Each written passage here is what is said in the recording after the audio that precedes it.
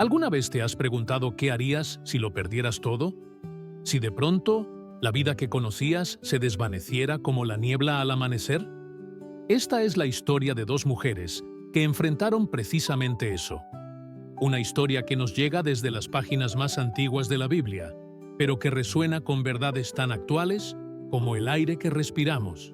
Nos encontramos en los tiempos de los jueces, cuando Israel vivía ciclos de desobediencia y arrepentimiento. Una terrible hambruna azotaba la tierra de Belén, cuyo nombre irónicamente significa casa del pan.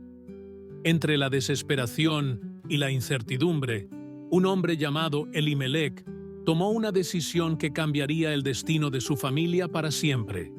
«Tenemos que irnos», le dijo a su esposa Noemí mientras miraba sus campos marchitos.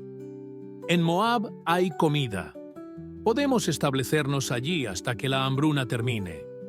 Moab, tierra de los enemigos tradicionales de Israel, tierra de ídolos y costumbres paganas, pero también tierra de oportunidades cuando el hambre amenazaba con llevarse a sus dos hijos, Mahlón y Quilión.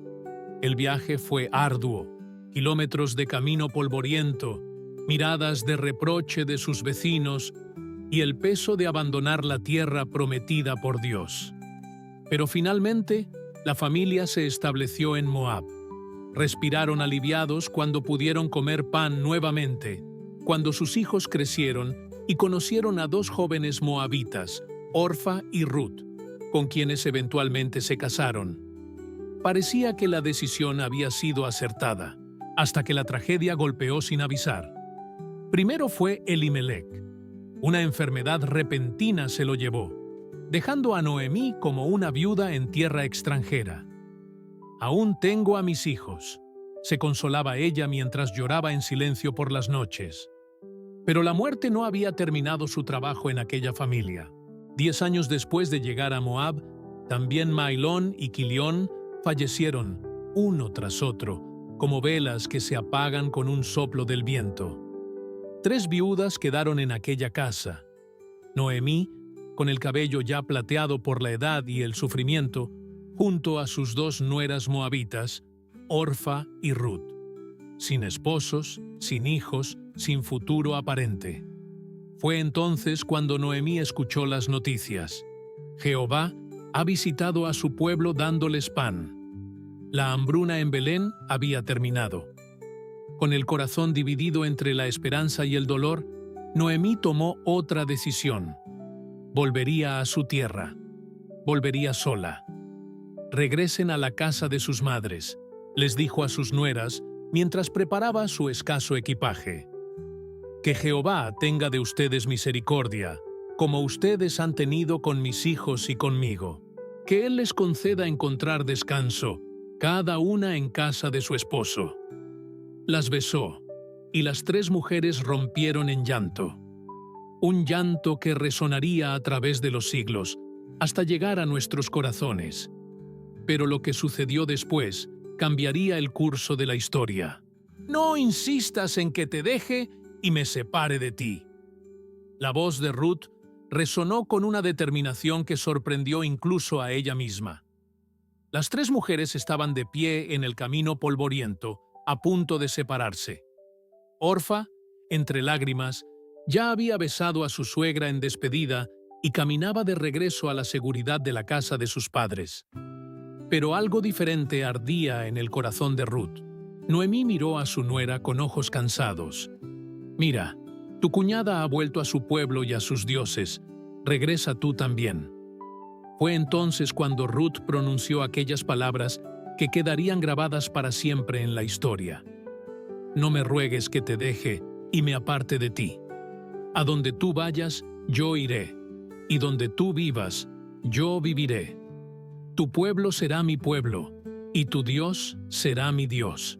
Donde tú mueras, allí moriré yo, y allí seré sepultada. Que Jehová me haga así y aún añada, si algo, excepto la muerte, nos separa a ti y a mí». ¿Te imaginas la escena?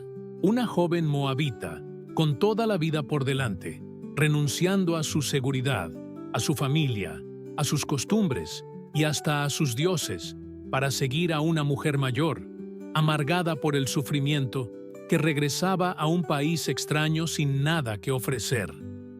¿Qué vio Ruth en Noemí? ¿Qué vio en el Dios de Israel que la hizo tomar esa decisión radical? El camino a Belén fue largo y difícil. Dos mujeres solas, vulnerables, avanzando paso a paso hacia un futuro incierto. Noemí, encorvada por el peso de sus pérdidas. Ruth, firme como una roca a su lado, sosteniendo a la que ahora era más que su suegra. Era su familia elegida. Cuando finalmente llegaron a Belén, la pequeña ciudad se agitó. Las mujeres que habían conocido a Noemí antes salían a verla, casi sin poder creer que aquella era la misma persona. ¿Es esta Noemí?, se preguntaban unas a otras, asombradas por cómo el tiempo y el sufrimiento la habían transformado.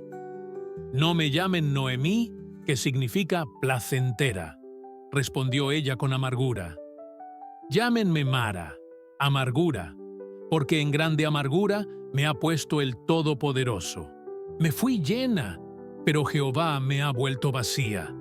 ¿Por qué me llamarán Noemí, si Jehová ha dado testimonio contra mí y el Todopoderoso me ha afligido?» Mientras Noemí hablaba, Ruth permanecía en silencio a su lado, observando todo con ojos extranjeros. Las miradas de desconfianza hacia ella, la moabita, las expresiones de lástima hacia Noemí, los murmullos que corrían de boca en boca, llegaron en el momento justo cuando comenzaba la cosecha de cebada. Las mujeres no tenían nada, ni comida, ni dinero, ni protección. Solo se tenían la una a la otra, y eso tendría que ser suficiente. Esa noche, mientras Noemí dormía agotada, Ruth contemplaba las estrellas sobre Belén.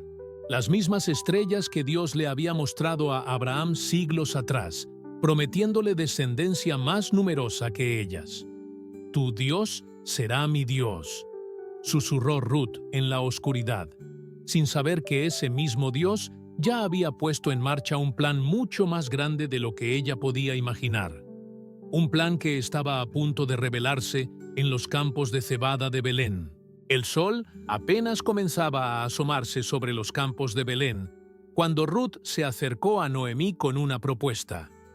«Permíteme ir a los campos a recoger espigas detrás de aquel a cuyos ojos halle gracia». Noemí la miró largamente. Sabía lo que eso significaba. La ley de Moisés permitía a los pobres, extranjeros, viudas y huérfanos recoger las espigas que los segadores dejaban caer. Era un trabajo duro, bajo el sol abrasador, y exponía a Ruth a posibles maltratos por ser extranjera. «Ve, hija mía», respondió finalmente Noemí, y así, guiada por lo que muchos llamarían casualidad, pero que nosotros reconocemos como la mano invisible de Dios, Ruth llegó al campo de un hombre llamado Booz, pariente de Elimelec, el difunto esposo de Noemí. Booz era un hombre respetado en Belén, rico, generoso y temeroso de Dios. Esa mañana, mientras supervisaba la cosecha, notó a la joven extranjera que recogía espigas con diligencia excepcional. «¿De quién es esta joven?», preguntó a su mayordomo. «Es la joven moabita que volvió con Noemí de los campos de Moab», respondió el hombre. «Nos pidió permiso para recoger espigas tras los segadores y ha estado trabajando desde la mañana hasta ahora, sin descansar ni un momento, excepto un breve descanso en la casa». Algo se movió en el corazón de Booz. Se acercó a Ruth y le dijo: «Oye, hija mía, no vayas a recoger espigas a otro campo, ni te apartes de aquí. Quédate junto a mis criadas. Mira bien el campo que sieguen y síguelas. He mandado a los criados que no te molesten. Y cuando tengas sed, ve a las vasijas y bebe del agua que sacan los criados». Ruth, sorprendida por tanta bondad inesperada, se inclinó hasta el suelo y exclamó: «¿Por qué he hallado gracia en tus ojos para que me reconozcas, siendo yo extranjera?». La respuesta de Booz revela que él ya conocía la historia de esta joven. Me han contado todo lo que has hecho por tu suegra después de la muerte de tu marido. Cómo dejaste a tu padre, a tu madre y tu tierra natal para venir a un pueblo que no conocías. Que Jehová recompense tu obra, y tu remuneración sea cumplida de parte de Jehová Dios de Israel, bajo cuyas alas has venido a refugiarte. ¿Ves cómo la lealtad de Ruth no pasó desapercibida? Su decisión de seguir a Noemí, de adoptar al Dios de Israel como su Dios, había llegado a oídos de Booz mucho antes de que ella pusiera un pie en su campo. A la hora de comer, Booz la invitó a compartir el pan con los segadores, e incluso le dio grano tostado, y secretamente ordenó a sus trabajadores: dejen caer a propósito algunas espigas para ella, y no la avergüencen. Al final del día, Ruth había recogido casi una bolsa completa de cebada. Cuando regresó y se lo mostró a Noemí, la anciana quedó asombrada. ¿Dónde has recogido hoy? ¿Dónde has trabajado? Bendito sea el que te ha reconocido. Cuando Ruth mencionó el nombre de Booz, algo cambió en los ojos de Noemí. Una chispa de esperanza que hacía mucho no se veía en ellos. Bendito sea el de Jehová, pues no ha dejado de mostrar su bondad ni a los vivos ni a los muertos. Ese hombre es pariente nuestro, uno de nuestros redentores. Aquella noche, mientras la luna iluminaba Belén, dos mujeres que habían llegado sin nada comenzaban a vislumbrar la mano de Dios obrando en sus vidas. Una providencia que se manifestaba en la bondad de un hombre llamado Booz y que apenas comenzaba a desarrollarse. Pero, ¿qué significaba exactamente ser un redentor? Noemí tenía un plan y estaba a punto de ponerlo en marcha. Hija mía, ¿no debo buscarte un hogar para que te vaya bien? Las palabras de Noemí resonaron en la pequeña casa mientras ella y Ruth terminaban su cena. Habían pasado semanas desde que Ruth comenzó a trabajar en los campos de Booz, y la cosecha de cebada estaba llegando a su fin. Los ojos de Noemí brillaban con una astucia renovada. La mujer que había regresado a Belén pidiendo que la llamaran Mara, amargura, comenzaba a mostrar destellos de la Noemí, placentera, que alguna vez fue. Booz, con cuyas criadas has estado, ¿no es nuestro pariente? Esta noche él avienta la cebada en la era. Ruth escuchaba atentamente. Confiaba en su suegra, aunque no entendía completamente las costumbres israelitas que estaban por entrar en juego. Te lavarás, pues, te perfumarás, te pondrás tu mejor vestido e irás a la era, continuó Noemí. Pero no te des a conocer al hombre hasta que él haya acabado de comer y beber. Cuando se acueste, fíjate bien dónde se acuesta. Ve, descubre sus pies y acuéstate allí. Él te dirá lo que debes hacer. ¿Suena extraño? Para nuestros oídos modernos, sin duda. Pero lo que Noemí proponía era activar una antigua ley israelita, la del pariente redentor, o Goel. Según esta ley, cuando un hombre moría sin hijos, su pariente más cercano tenía la responsabilidad de casarse con la viuda para dar descendencia al difunto y preservar su nombre y propiedad. Booz era pariente de Elimelec y, por tanto, un potencial redentor para Ruth. Al acostarse a sus pies, Ruth estaría haciendo una petición formal de matrimonio según la costumbre de la época. «Haré todo lo que tú me digas», respondió Ruth con la misma determinación que había mostrado en el camino de Moab. Esa noche, la era de Belén se convirtió en escenario de un momento crucial en la historia de la redención.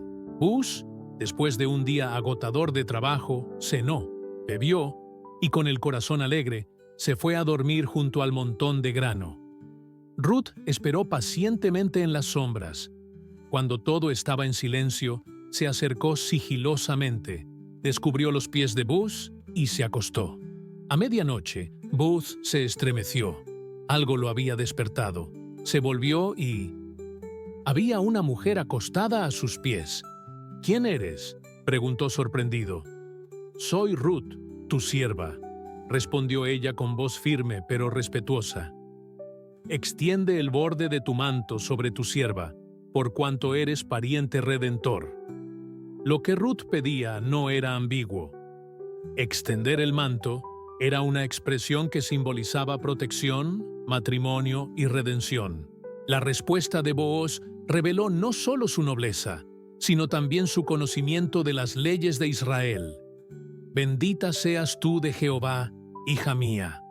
Has hecho mejor tu postrera bondad que la primera, no yendo tras los jóvenes, sean pobres o ricos.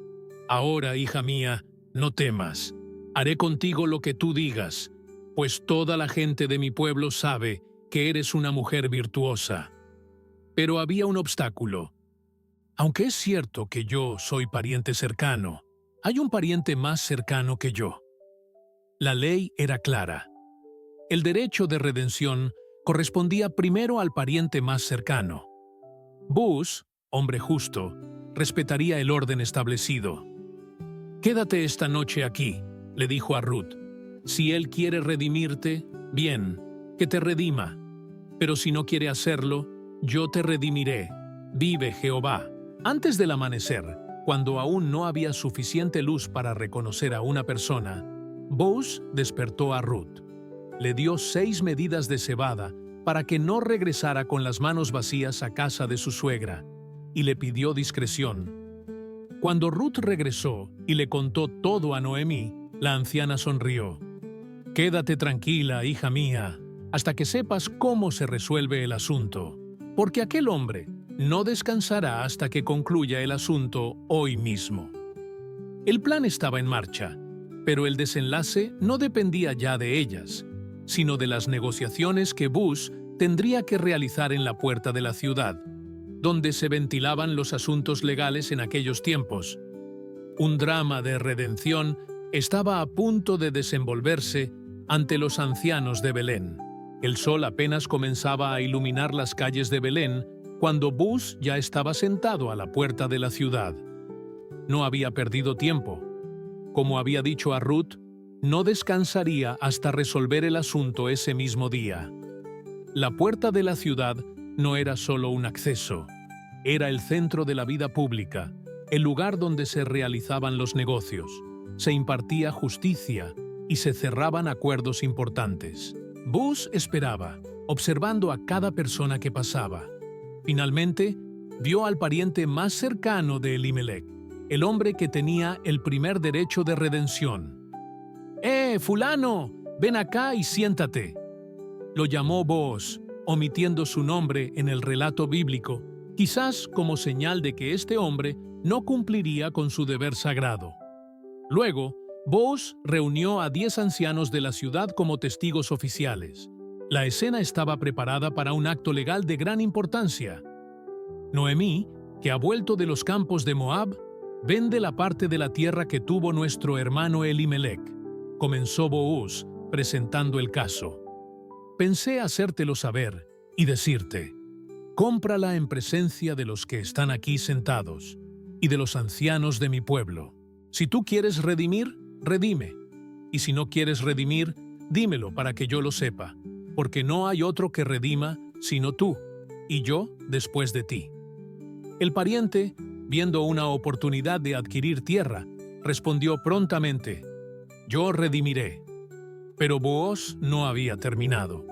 Con astucia, añadió la cláusula que lo cambiaría todo. «El día que compres las tierras de manos de Noemí, debes tomar también a Ruth la moabita, mujer del difunto, para que levantes el nombre del muerto sobre su posesión». De repente, la expresión del pariente cambió. Adquirir la tierra era una cosa, pero casarse con Ruth y tener hijos que llevarían el nombre de Malón, no el suyo, y heredarían la propiedad, era otra muy distinta. Podría poner en peligro su propia herencia. «No puedo redimir para mí, no sea que dañe mi heredad. Redime tú, usando de mi derecho, porque yo no podré hacerlo». Y para sellar esta renuncia pública, siguiendo una antigua costumbre israelita, el hombre se quitó el zapato y se lo dio a Booz. Este gesto simbolizaba la transferencia del derecho de redención. Booz se dirigió entonces a los ancianos y a todo el pueblo presente. Ustedes son testigos hoy de que he adquirido de manos de Noemí todo lo que fue de Elimelec, y todo lo que fue de Quilión y de Mahlón, y que también tomo por mi mujer a Ruth la Moabita, mujer de Malón, para restaurar el nombre del difunto sobre su heredad, para que el nombre del muerto no se borre de entre sus hermanos y de la puerta de su lugar. Ustedes son testigos hoy. Los ancianos y el pueblo respondieron con entusiasmo: «Somos testigos. Que Jehová haga a la mujer que entra en tu casa como a Raquel y a Lea, las cuales edificaron la casa de Israel.